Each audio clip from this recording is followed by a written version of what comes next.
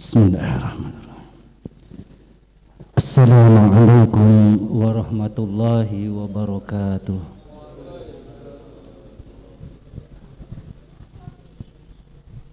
Alhamdulillahilladzi an'amana alaina bi ni'matil imani wal islami wal ukhuwah. Asyhadu an la ilaha illallah wahdahu la syarika lah wa asyhadu anna Muhammadan abduhu wa rasuluh. Allahumma salli ala sayyidina Muhammad wa ala alihi wa sahbihi ajma'in. Amma ba'du.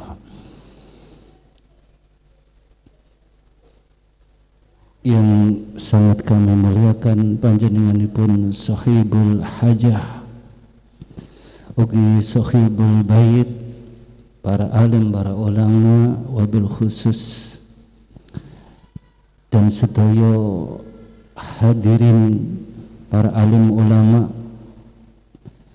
dari wilayah Mataraman yang alhamdulillah atas izin Allah saged hadir wonten ing menika majelis. Pertama dan yang utama, tidak bosan-bosan kula ngajak untuk bersyukur kepada Allah Subhanahu wa taala. Sebab atas ridhonya jualah kita masih dalam keadaan sehat walafiat.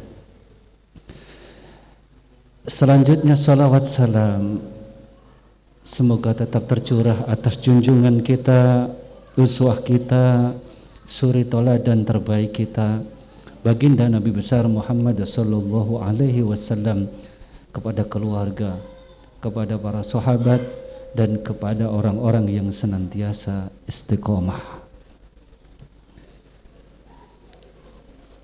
Sudah saya duga, sudah saya kira, dan sudah saya duga Ustadz Kutub pasti keluar dulu sebelum saya ke depan. Karena biasanya kalau kula ngaji niku nggih sekitar 2 jam ngoten. Mriki wonten teh, jahe, kopi. Kadang-kadang niku sik ditambahi napa niku larutan penyegar. Dan niki ora ana apa-apane, untung niki wau enten kopine nggih. Sih lumayan, ngoten nggih. Tapi kopi, covid, ngombe kopi biar fit. Nah, jarane Ustaz mugi ngoten, nggih. Alhamdulillah. Nggih. Atas nikmat Allah Subhanahu wa taala kita berkumpul di sini, dan insya Allah ini adalah satu pertanda yang sangat baik, di mana memang sekian lama kula panjenengan boten saged bertemu secara langsung. Karena sudah lama mungkin hari ini ya agenda, salah satu agenda utama ini pun adalah silah ukhuwah, nyambung melih silaturahmi. Mugi-mugi silaturahmi kita, silah ukhuwah kita niki memanjangkan umur kita, melapangkan rezeki kita sedaya. Amin Allahumma amin. Karena lama tidak ketemu, mungkin panjenengan melihat saudara-saudara kita yang baru ketemu hari ini dengan penampilan yang mungkin sudah berubah. Lah niki Ustadz Kutub ya. Pasti kula wis mulai baru mlebet ya. Berarti jahene kayak medal ini. Mungkin dengan penampilan yang berbeda niku sangat wajar, nggih. Karena setidaknya selama 2 tahun kita berpisah, setidaknya umur kita sudah bukan lagi seperti yang dulu. Cuma kula niki penasaran, kalau tadi Ustadz Anwar begitu beliau selesai memberikan tausiahnya, kemudian saudara kita Mas MC mengatakan beliau kok masih tetap muda gitu ya. Kok ya heran, kok rambutnya seireng ae gitu. Kemudian yang baru saja niki wonten guru kula Kiai Misno. Beliau juga dikatakan oleh Mas MC apa?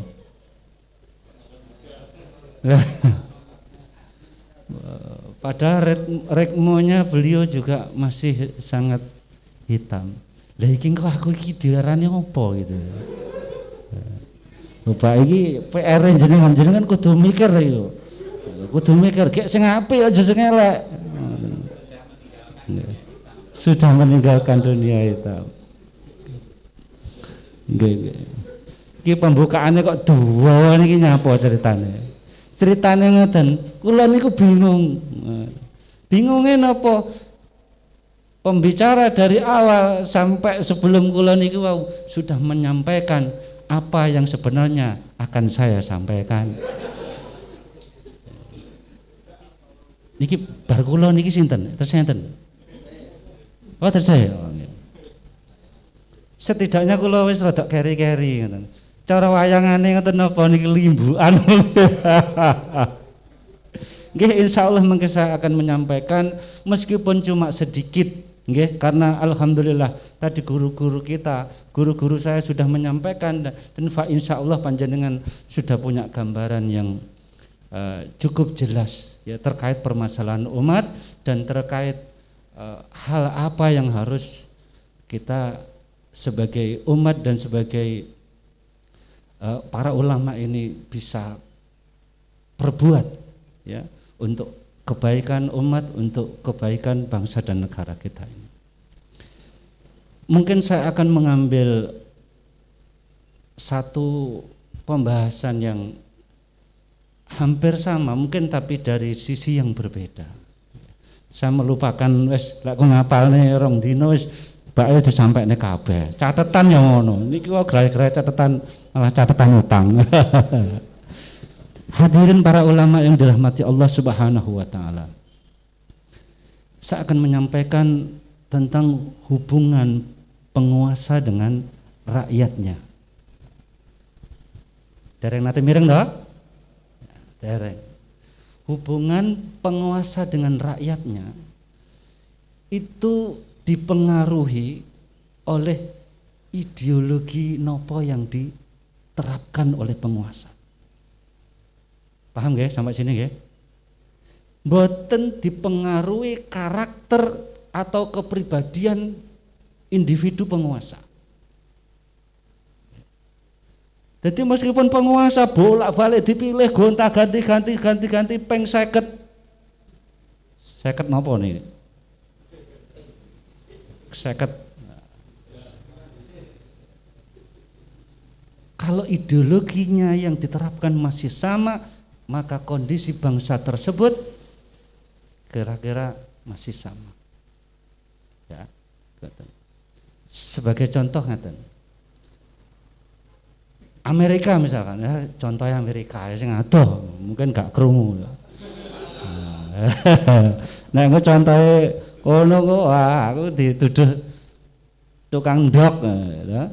Tukang gitar, gitaris, tukang ndok apa? Teloris, ya gitu. Kalau dituduh tukang ndok malah repot ya. Amerika, meskipun Amerika bergonta-ganti pimpinan, bergonta-ganti penguasa, maka kebijakan Amerika tetap sama. Mereka akan tetap mendukung Israel, bahkan mungkin akan melindungi Israel, memberikan perlindungan kepada Israel. Katakanlah itu pemimpinnya itu bakso, sego goreng, ya, pencitraan ya, yang sekarang itu terjadi.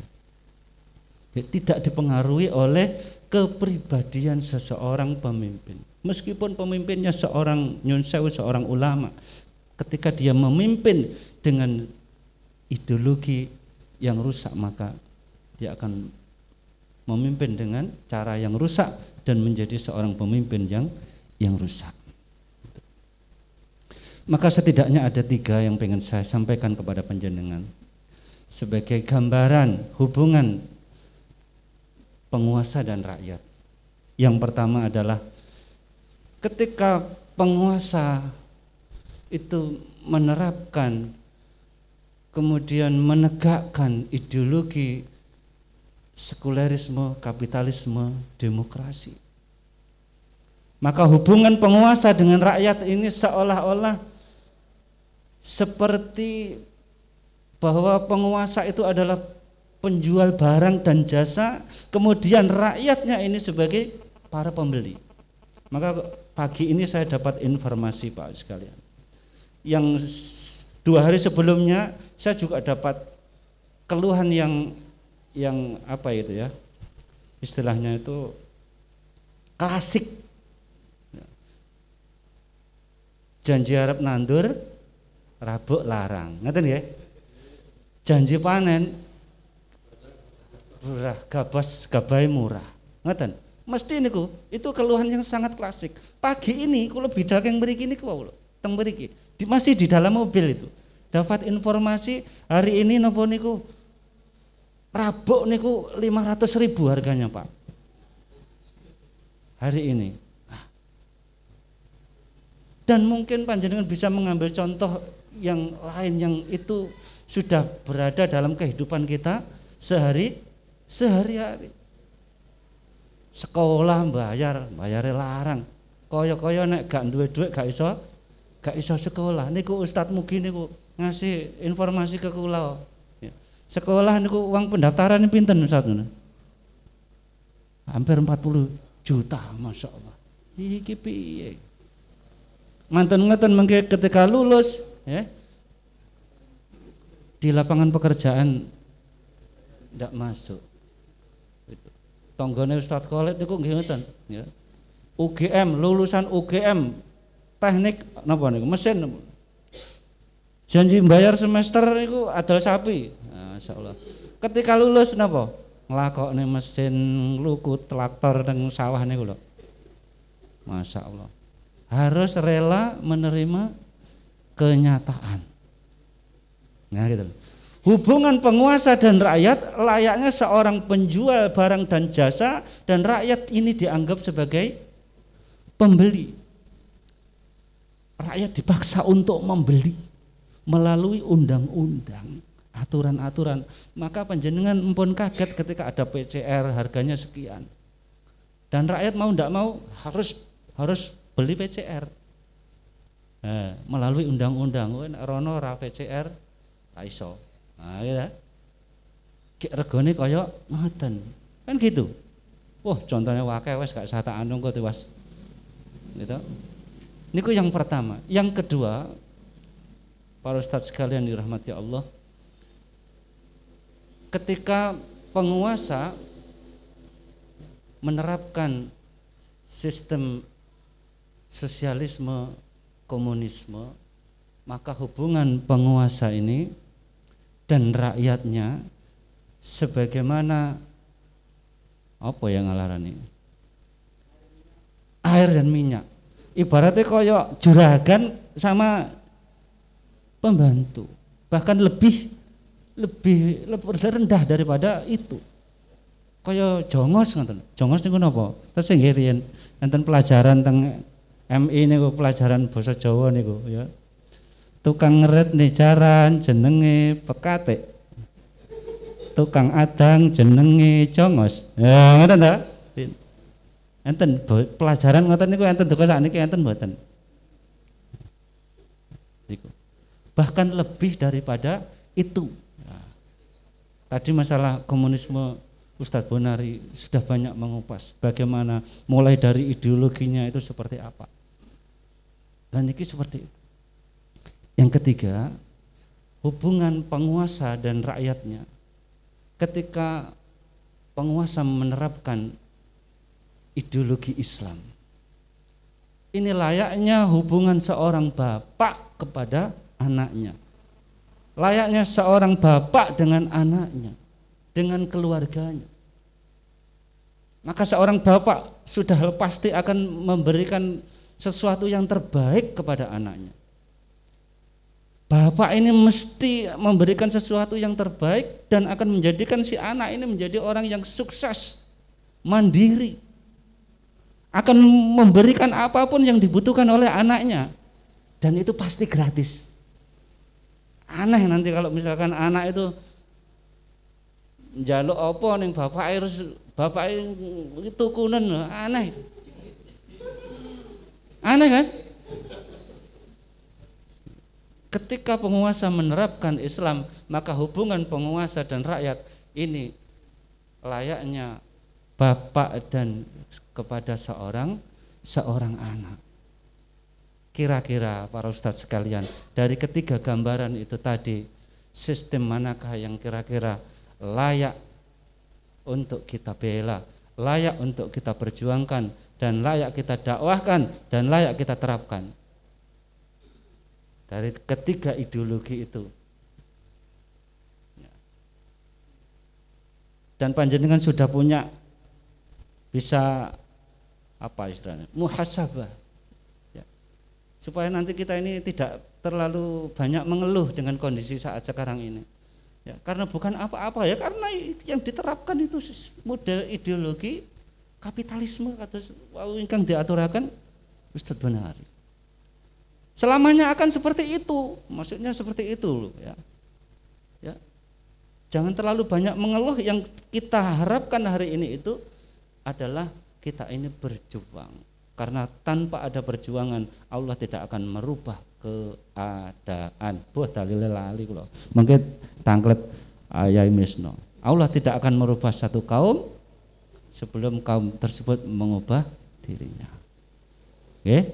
Jadi insya Allah saya yakin panjenengan gambarannya sudah jelas ya, bahwa bukan kapitalisme, bukan komunisme yang harus kita pertahankan, yang harus kita bela ya.